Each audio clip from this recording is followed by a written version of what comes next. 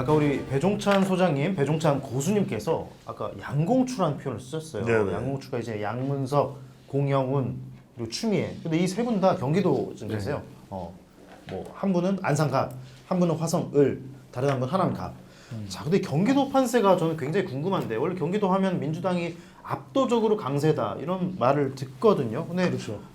지금 경기도 분당갑에서조차 안철수 의원이 앞선다는 조사도 있고 사실은 예. 거의 둘 다 접전이라고 봐야 될 상황인데 지금 이거 어떻게 됩니까? 분당까지 넘어가면은 경기도가 민주당의 초강세인데 초초강세 되는 거 아닙니까? 그러니까 여기 이제 60개의 의석이 걸려 있죠. 경기도가 경기 북부, 뭐 경기 남부, 뭐 동부, 서부 등 다 합쳐서 무려 60개의 단일 광역 단위 중에서는 선거 단위 중에서는 가장 의석수가 많아요. 인구가 가장 많으니까 유권자 수가 많아요. 그래서 저는 이 지역이 지금 현재 시점에서 본투표일이 얼마 안 남았지만 민주당이 앞서가고 있는 것처럼 보이지만 국민의힘이 맹렬히 맹축해 가고 있다.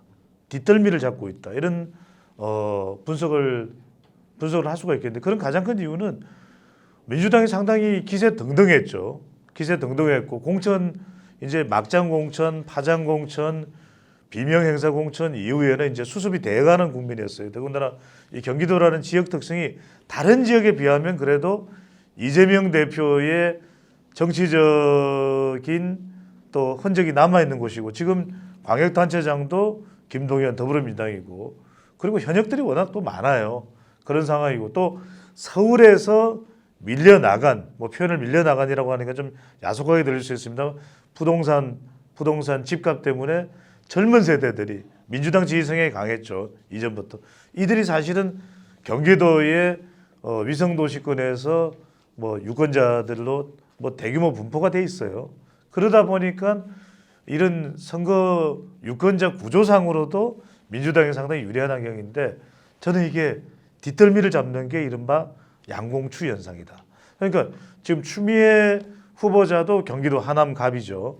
그리고 공영훈 후보 지금 자식 정의와 관련된 부분. 근데 너무 대수롭지 않게 이야기를 해요.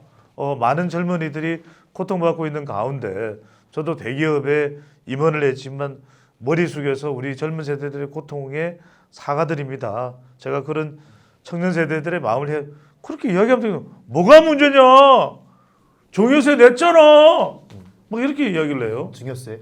화를 내요. 이른바 양문석 후보자 건이 또 터졌어요. 안산인데. 더군다나 안산의 지역적 성격 자체가 워낙 이 세월호 참사도 있기 때문에 굉장히 보면 민감할 수밖에 없고 도화선이 되는 지역이에요. 얼마나 우리 어린 학생들의 또 고귀한 목숨이 또 생명을 잃었습니까? 그런데 지금 이 지역에서 전해철 현역 의원과 지금 현역 의원이 아직까지 임기가 남아서 그런데 그 경선도 굉장히 정말 난색을 표할 정도의 곤란한 상황이었고 무슨 노무현 전 대통령에서 폄하 발언을 했는데 봉하마을 가서 넙죽 엎드리기를 하지 않나. 그리고 또 자기 딸과 관련된 이 편법 사실 불법적 성격이 상당히 강하죠. 짙은 이 대출권에 대해서도 처음에는 뭐가 그렇게 문제가 되냐. 또 지금 민주당에서도 그냥 뭉개고 지나가려고 했는데 이게 점점 확산이 돼요. 그래서 이 부분과 공영훈 후보자 건과 추미애 국회의장설 이런 부분들이 부각되면서 경기도 판세도 조금 이 인구 이제 밀도가 높은 지역들이 이제 수원 같은 곳이 있죠. 서울 주변에 뭐 가천, 의양, 다 안양, 또 시흥, 또 다 이제 뭐 마찬가지고 용인. 근데 이런 지역에서의 판세가 이전보다는 이 선거 마지막 여론조사 발표된 걸 보면 좀 좁혀졌어요. 뭐 세대별 투표율이나 또는 좀 진보가 가표집된다라는 선거 여론조사상의 또 분석 의견이나 이런 걸 종합해 보면 그래도 경기도가 한 2012년에까지는 못해도 그때는 이제 153석이었죠. 153석이었나요? 새누리당이 가반을 차지할 때 그때 경기도만큼은 아니더라도 거기에 조금 준할 정도로 약진하는 모습 정도까지는 갈 가능성도 열려는 있다. 근데 그 분당 같은 경우에는 그냥 강남이랑 사실상 다를 바 없는 지역구로 여겨졌잖아요. 근데 그런 강남에서 지금 약간 민주당이랑 국민의힘이 엎치락뒤치락 하는 거는 서울이랑 그럼 비슷한 상황 때문인 건가요? 그렇죠. 그러니까 이제 이른바 분당이라고 하더라도 이제 우리가 마치 서울 강남과 같다고 똑같다고 생각하는데 강남의 경우에도 송파나 또 강남 을구 같은 경우에는 민주당 후보자가 당선이 되기도 했고 지금 또 현역 의원이 있기도 해요. 그러니까 그런 생각을 비춰본다면은 후보자 경쟁력이 가령 분당만 하더라도 분당 갑인가요? 이 안철수, 이광재. 그러면은 후보자의 경쟁력이 비슷하다 보면은 좀 후광 효과가 안철수 의원이 대선 후보이기 때문에 적어도 스스로가 후광이 되겠지, 빛이 되겠지, 발광체가 되겠지. 꼭 그렇지만도 않아요. 계속해서 민심이 성남 지역도 경기도 전체 이 여론하고 또 공유되는 측면이 있거든요. 그런 걸 뭐 우리가 적어도 중원 같은 경우에는 분당 옆이긴 하지만 거기에는 민주당 의원들이 또 지속적으로 당선되는 지역이기도 해요. 그런 차원에서 본다면은 이런 부분에 좀 추가적인 후광 효과, 그래도 와서 한 3에서 5%포인트라도 때려주는 윤석열 효과나 한동훈 효과가 있는데 그게 없다. 그게 굉장히 좀 야속할 따름이다. 안타까울 따름이다. 이런 국민의힘 후보자들의 반응이 나올 수가 있는 거죠. 최 소장님 경기도 판세 어떻게 보십니까 지금? 일단은 경기도가 왜 좀 진보가 비중이 세졌냐, 그거를 뭐 잠깐 이제 좀 짚고 넘어갈 필요가 있는데요. 앞에서 잘 말씀하신 것처럼 하나는 집값이 서울 지역이 많이 오르면서 상대적으로 민주당의 가장 중요한 지지 기반이 30대 중반부터 50대 후반까지가 민주당의 핵심 지지 기반이거든요. 현재에서 여러 가지 우리가 어떤 정치 성향을 보면 60, 70, 80 세대는 국민의힘의 핵심 지지 기반이고 40, 50이 민주당 핵심 지지 기반이고 20, 30은 상대적으로는 이제 이 무당파 성향에 가까운데 20, 30 남성 같은 경우는 보수 성향을 간직하고 있는 무당파, 20, 30 여성은 진보 성향을 간직하고 있는 무당파, 이 정도까지가 현재 정치를 분석하는 가장 중요한 어떤 연령 및 세대 분석인 것 같고, 그런데 서울 지역 집값이 한강벨트 플러스 알파 지역을 중심으로 빵 뛰면서 상대적으로 이제 이 외곽 교외 지역이 발달하게 된 거죠. 그래서 일단 집값으로 가서 서울은 상대적으로 조금 더 고령화가 되고 경기도로 이사가 이제 이전하는 친구들이 많이 생긴 거죠. 젊은 사람들이. 그래서 지난 대선에서도 서울에서는 약 4.5% 정도로 윤석열 후보가 이겼고 경기도에서는 약 한 4, 5% 정도로 이재명 후보가 이겼어요. 서울 인구는 950만 명이고 경기도 인구는 1,450만 명이니까 이제 더하기 빼기 하면 민주당이 이제 약간 더 플러스가 된 거죠. 그게 이제 하나가 있고, 두 번째 재밌는 포인트는 민주당은 삼성전자 덕에 먹고 살고 있다. 왜냐하면 지금 민주당의 지지율이 엄청 좋게 나오는 데가 반도체 벨트예요. 이게 삼성전자, SK 하이닉스. 그래서 우리나라 민주당 자체가 반도체 덕분에 먹고 살고 있다. 이렇게 볼 수 있는데, 반도체 덕분에 먹고 살 수 있는 건 뭐냐? 그게 딱 30대 중반부터 40대 후반 또는 50대 전반부까지 있는 사람이 거기에 대거 몰려 살고 있는 거거든요. 그래서 마치 반도체 민주당 집성촌이 된 거죠, 일종의. 집성촌 비슷한 식으로. 그래서 그리고 원래 민주당 그동안 역대 우리가 그 이제 여러 가지 자료, 여론조사 데이터를 보면 진보 성향과 상관관계가 제일 높은 또 다른 데이터는 뭐냐면 대졸자야, 대졸자.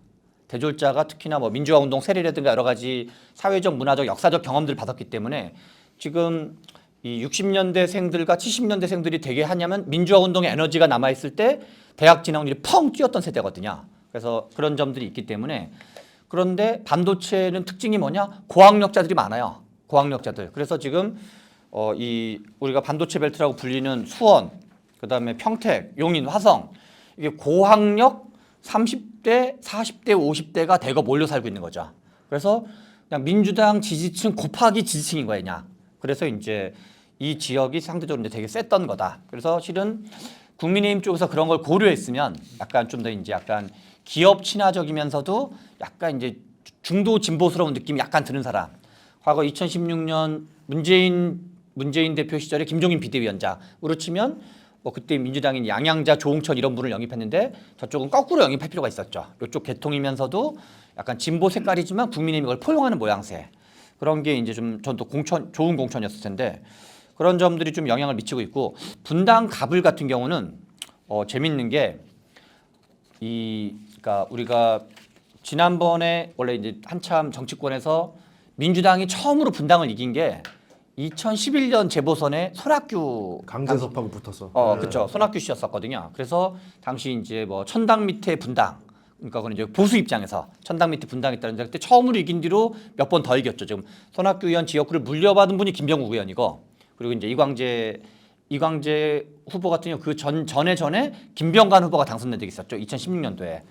그래서 분당이 약간 고학력, 약간 비판적 문제의식을 갖고 있는 고학력 고소득자가 되게 많이 살고 있어요. 재밌는 거는 이광재 후보나 김병욱 후보가 되게 중도스러운 분들이라는 거야.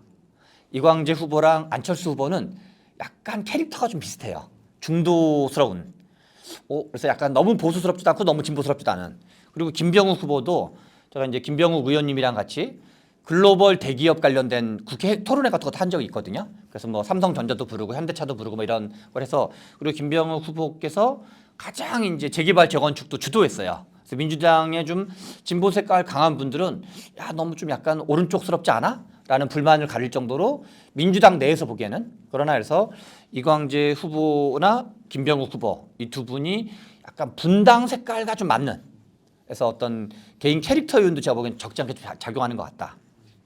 그래서 저는 최종 결과도 분당 가불도 두 분 다 이길 가능성이 충분히 있다. 까봐야지 안다. 국민의힘이 이길 가능성이 높다. 아니 민주당. 아. 이광재 그러니까 뭐 단정할 수는 없지만 워낙 혼전 예. 지역이고 원래는 민주당이 약간 밀리는 지역으로 봐야 돼요. 두 군데 지역 다. 그러나 앞에 말씀드렸던 여러 가지 어떤 개인의 캐릭터 요인도 있고 또 그리고 개인기도 있고 그리고 또 선거에서 어려운 선거를 이겼던 경험 있는 사람들이거든요. 이광재 지금 후보 같은 경우는 2010년 강원도지사가 처음 됐는데 엄기영 후보와 붙었을 때. 그래서 그때가 대한민국 정치사에서 야 민주당이 강원도에서도 이길 수 있단 말하는 거라는 엄청난 충격을 준 적이 있어가지고 나름 이렇게 약간 불리한 선거를 어렵게 이긴 적이 있는 사람들이기 때문에 끝까지 가봐야지 안다. 저는 다른 의견이에요. 왜냐하면 적어도 분당은 실제 결과는 국민의힘이 우세로 나올 가능성이 높다.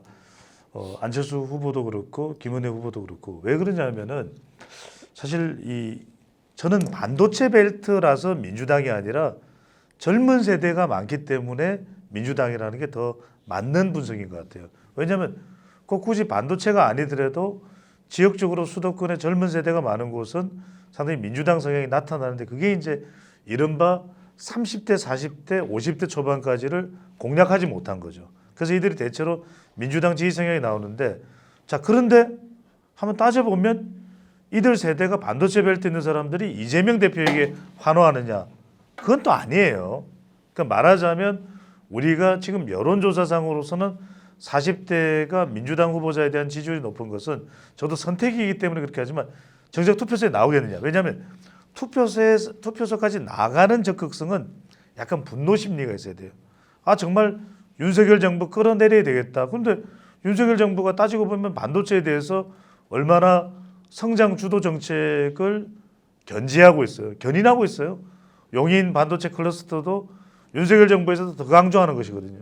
그렇다면 그것에 대해서 윤석열 정부 사라지게 만들어야 되겠다는 판단을 반도체 벨트의 30대, 40대, 50대 또는 그 가족들이 할까? 그렇게 보기는 어려워요. 그러니까 지금 나오는 여론조사는 제가 그래서 굉장히 신중할 필요가 있는 게 아까 최백선 소장이 말씀하셨던 대로 결국 여론조사는 이걸 다 투표율이 똑같다라고 판단한 것인데 그런 면에서는 조금 앵그리까지 적용되는 사항은 아닌데다가 적어도 이거 만약에 이 조국혁신당이 지역구까지 나왔다 그러면 더 이제 야권 쪽으로 또 재편되는 그런 상황도 나올 거예요. 그래서 그런 걸 따져본다면 저는 오히려 경기도에서도 너무 여론조사에 지금 최근까지 발표됐던 선거 공표금지 여론조사 공표금지 기간 동안 발표됐던 거에 대해서 집중적으로 조명이 되는데 저는 실제 투표율이 적용된 결과는 왜냐하면 60대 이상은 굉장히 투표율이 역대 선거를 보더라도 안정적이에요. 별다른 변화가 없어요. 그래서 그 실제 결과는 저는 이게 연령대 가중을 주게 되면 이게 어떤 현상에서 우리가 그 차이점을 발견할 수 있냐면 실제 여론조사에다가 가중값이라는 걸 주거든요. 가중값을 주면 1, 2위가 바뀌는 경우가 많아요. 그래서 저는 60대나 70대 이상이 투표를 많이 하는 실제 그런 차이가 있다면 상당히 실제 결과는 다를 수도 있다. 이렇게 보는 거죠. 전 최 소장님께 여쭤보고 싶은 게 지금 이제 경기도권에서 민주당이 유리하다는 게 뭐 2기, 3기 신도시들 생겨나고 젊은 층들이 많이 이제 이주하면서 거기가 이제 민주당 표밭이 된 감이 있는 거잖아요. 근데 지금 보면은 아까 말씀하셨던 대로 이제 30대 후반부터는 사실 민주당 지지세가 강하긴 한데 2030들 같은 경우에는 지금 남녀별로 워낙 갈려 있어서 이제 좀 시간이 흐르다 보면은 또 이거는 국민의힘도 해볼 만한 상황이 되는 게 아닐까. 왜냐면은 이제 과거에는 젊은 층이 그대로 민주당을 찍었다면 또 지금은 그런 상황은 아닌 거잖아요. 그럼 좀 시간이 지나면 국민의힘도 경기도를 다시 공략해 볼 만한 상황이 되지 않을까요? 그 이제 재밌는 건데 지난 총선 때 투표율이 66%였어요. 저는 지난 총선보다는 투표율이 약간 떨어질 가능성이 있다고 봐요. 그래서 한 60% 초반 정도를 예상하고 있어요. 그런데 앞에서 잘 말씀하신 것처럼 2030은 남녀로 갈리고 있어요. 그래서 이 여성들은 앞에서 말씀드린 것처럼 2030 여성은 그러니까 진보 성향을 간직하고 있는 무당파, 2030 남성은 보수 성향을 간직한 무당파인데 이 얘기는 뭐냐면 투표장에 가면 그러니까 정당에 대한 어떤 충성도는 별로 없어요. 기존 세대와 다르게. 왜냐하면 별로 약간 정당이 좀 이 양 세대가 모두가 한심해 보이기 때문에 국민의힘도 한심해 보이고 민주당도 한심해 보이기 때문에 그런데 투표장에 가면 이쪽은 민주당을 찍을 확률이 높은 거고 이쪽은 투표장에 가면 국민의힘을 찍을 확률이 높아요. 그리고 이게 지난 대선에 그랬어요. 근데 재밌는 포인트는 두 가지인데 지난 대선 때도 그렇고 지방선거 때도 그렇고 2030 여성의 투표율이 남성보다 높아요. 첫 번째는. 그래서 인구 구성이 비슷하더라도 앞에서 우리가 연령 효과, 연령별로 투표율이 다른 것처럼 2030 내에서도 2030 여성의 투표율이 더 높기 때문에 이쪽에도 유리해요. 두 번째는 여러 가지 여론조사를 보면 지금 2030 남성이 전부 다 엄청나게 강력한 이준석의 팬들은 아니라 하더라도 상대적으로 그나마 이준석이 낫다라고 생각하는 사람이 있는 건 사실이에요. 일정 비율 정도. 근데 윤석열 대통령 시절에 대통령 전반기에 이준석 대표가 열심히 두드러 맞았거든요. 야, 우리 대표를 쫓아내? 멀쩡한 당대표를? 그래서 당까지 새로 만든 거잖아요. 그래서 2030 남성 입장에서는 약간 반윤 정서를 최소한 비윤 정서를 가지고 있다고 봐야 돼요. 윤석열 정부나 국민의힘에 비판적이고 거리두기 하고 있다고 봐야 돼요. 그래서 저는 투표율이 2030 남성이 더 빠질 걸로 봐요. 2030 여성보다. 그러면 지금 2030 남성 입장에서 내가 굳이 이 윤석열 대통령이나 국민의힘 마음에 안 드는데 여기 우리를 약간 푸대접하고 있는데 여가부 폐지한다는 거 여가부도 폐지 안 하고 30대 장관 만들었는데 30대 장관 한 명도 없잖아요. 그리고 대통령실이 요직에도 한 명도 없거든요. 장해찬 같은 친구가 있는데 그거는 그냥 본인이 약간 대통령 용비어천가 중심으로 하는 거지 뭔가 이렇게 이 2030들이 보기 자기들을 대변하는 사람은 아니거든요. 그래서 자기네를 대변하는 어떤 의미 있는 플레이어를 못 만들어냈어요. 스타 플레이어를. 그 마찬가지로 이동수 대표의 질문에 저는 경기도가 앞으로 민심이 이번에도 달라질 수 있을 것 같아요. 저는 그게 20대 30대에도 영향을 줄 수 있지만 저는 40대라고 봐요. 40대가 화이트 칼라인데 실제 지난번에 민주당의 공천 파장이 있을 때도 그랬고 또 코인 논란이 있을 때도 민주당에서 40대가 빠져나가는 현상들을 뚜렷하게 우리가 볼 수 있었거든요. 그 이유는 뭐냐면 이재명의 민주당에 대해서 40대가 굳이 열광할 이유가 하나도 없는 거예요. 왜냐하면 윤석열 정부를 끌어내리고 그러면 이재명 대표의 민주당을 사실상의 제1당으로 세우는데 우리 40대가 이익을 담당해야 돼. 그건 아닌 거예요. 그러니까 최근에 흥미로운 게 보면은 비례정당 투표 의향을 물어보면 40대가 민주당이 아니라 조국혁신당이에요. 왜냐하면 40대의 경우에는 적어도 조국 대표가 비트코인 장사질을 하는 건 아니잖아요. 그렇잖아요. 그리고 무슨 대장동 의혹이 있는 건 아니잖아요. 그냥 아빠 찬스, 엄마 찬스, 강남에 숱하게 벌어질지도 모르는 우리의 입시 문화에 찌그러진 자화상을 그대로 보여준 거죠. 물론 그것도 잘못된 거예요. 입 따로 행동 따로 이른바 은행 불일치가 벌어진 거죠. 그런 상황이 이제 우리 민낯을 본 거죠. 그러면 이제 그런 40대의 경우에는 굳이 그러면은 이 선거를 내가 나가서 누굴 심판하는 거야?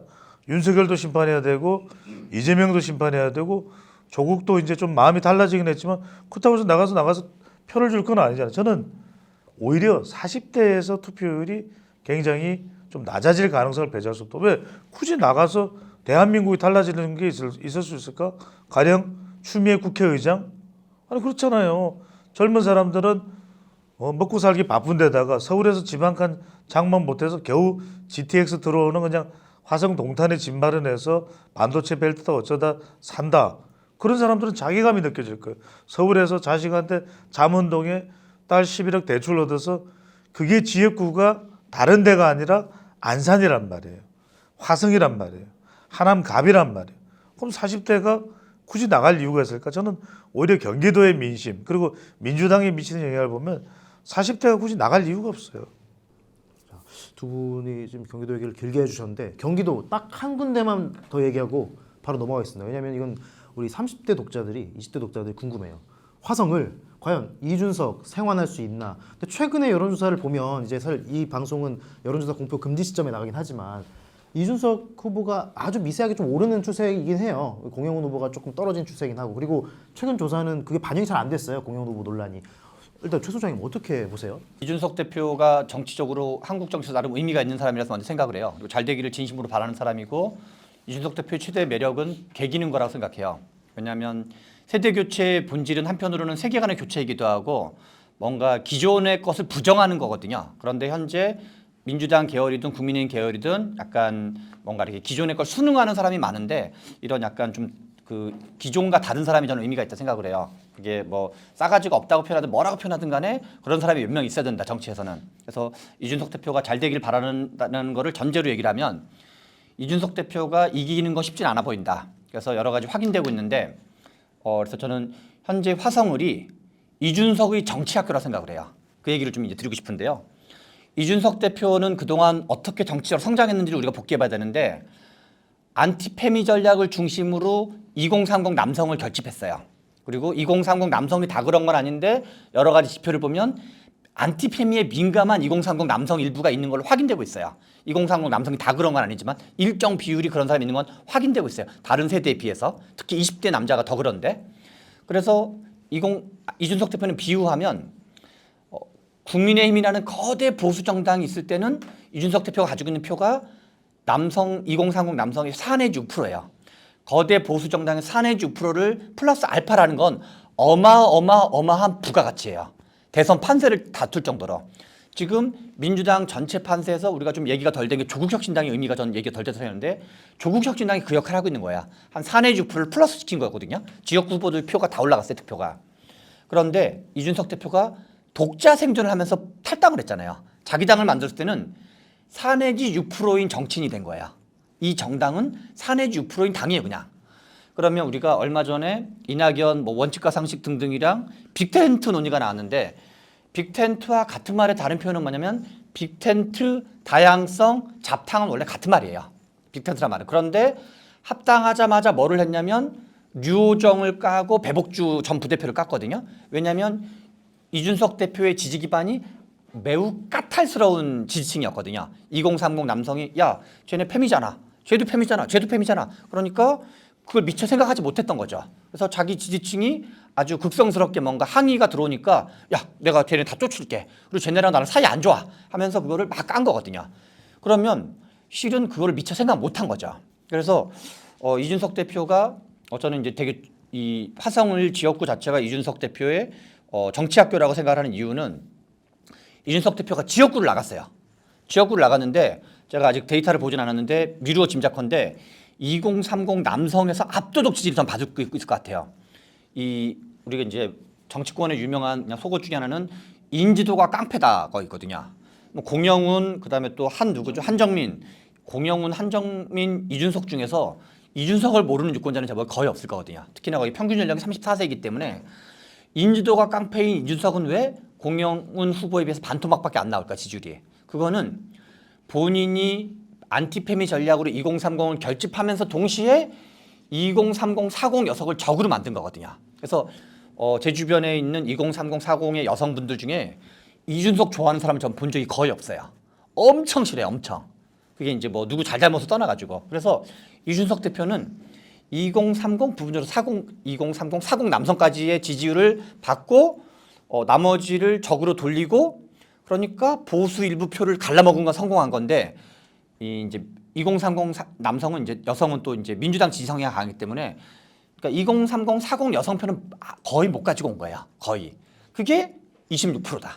그래서 제가 보기에는 30% 넘기도 간당간당할 거다. 이게 약간 정해진 후둔자거든요. 그러면 저는 이준석 대표가 뭐 우리 최종 결과는 30% 넘을지 안 넘을지는 잘 모르겠지만 판세를 뒤엎기는 쉽지 않아 보인다. 어떤 공영훈 후보의 논란이 이거보다 더 커지는 뭐가 정도 있기 현재까지 드러난 것만으로는 뒤집기 쉽지 않아 보이고 그래서 오히려 저는 이번에 개혁신당이 일정 정도 원내 지짐을 할 것 같아요. 비례대표에서 3%를 넘을 걸로 예상되기 때문에 이걸 계기로 좋은 공부를 해서 우리가 가진 의와 한계는 뭐고 잠재력은 뭐고 그리고 이런 점 우리가 좀 부족했던 거고 우리가 다음 단계로 넘어갈 뭘 할 건지 당선되시는 분들 또 제가 보기에는 비례대표 앞순번 중에 괜찮은 분들을 많이 하신 것 같더라고요. 그분들까지 포함해서 논의를 잘해서 뭔가 이 양당제가 가지는 뭐 장점과 단점이 있는데 거기에 뭔가 좀 플러스 알파하는 그런 역할을 하면은 그런 이준석의 정치학교로서 화성을이 잘 이렇게 뭔가 작동하면 좋겠다라는 생각을 가지고 있습니다.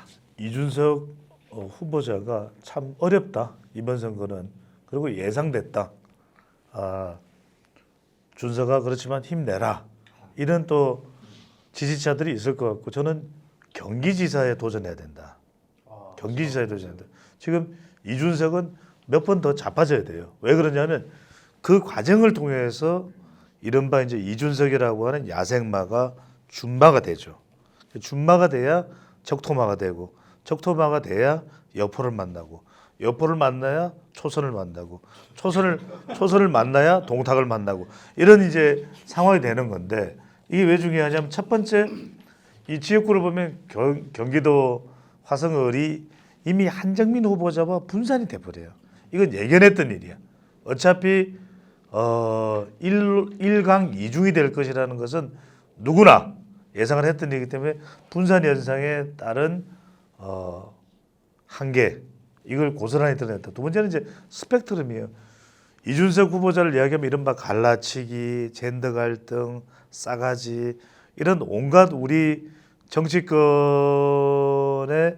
이른바 모난돌이 정맞는다의 대표적인 상징격이죠. 그러니까 뭐 류호정하고도 안 맞고 누구하고도 안 맞고 누가 뭐 이런 상황에다가 지금 개인적인 이 일종의 혐의인가요, 의심인가로 지금 또 국민의힘에서 당원권 정지를 당했고 이건 또 계속 본인에게는 남아 있는 잔존하고 있는 부담인 것이거든요. 그러니까 이 스펙트럼을 키우지 않으면 안 돼요. 그러니까 이준석 후보자는 그냥 노인들 때리고 장애인 때리고 하는 그 이미지 실제 그렇고 아니고를 떠나서 굉장히 효심이 깊을 수 있지만 겉으로 드러나는 이미지는 약간 그런 이미지가 있단 말이에요. 그 다음에 갈라치는 이미지, 여성 혐오, 한남 뭐 이런 상황에서 이준석 대표가 이런 스펙트럼을 키워야 돼요.